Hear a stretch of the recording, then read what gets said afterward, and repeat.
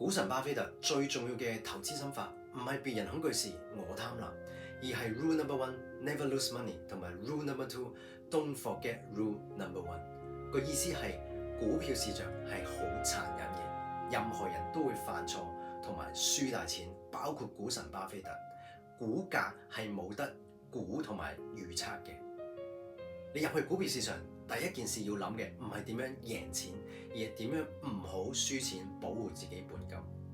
喺呢個戰戰兢兢嘅心態之下，你先至唔會有一個僥倖嘅心理，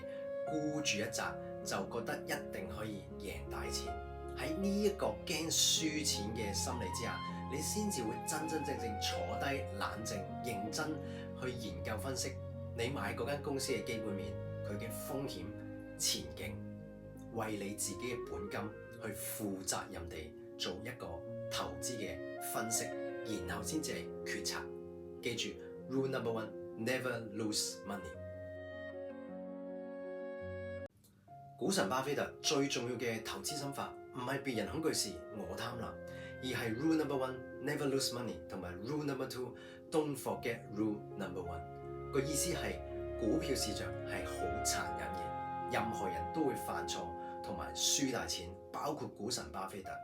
股價係冇得估同埋預測嘅。你入去股票市場，第一件事要諗嘅唔係點樣贏錢，而係點樣唔好輸錢，保護自己本金。喺呢個戰戰兢兢嘅心態之下，你先至唔會有一個僥倖嘅心理，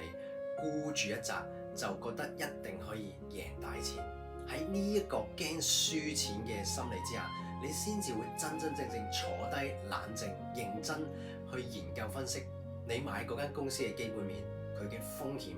前景，為你自己嘅本金去負責任地做一個投資嘅分析，然後先至係決策。記住 Rule Number One Never Lose Money。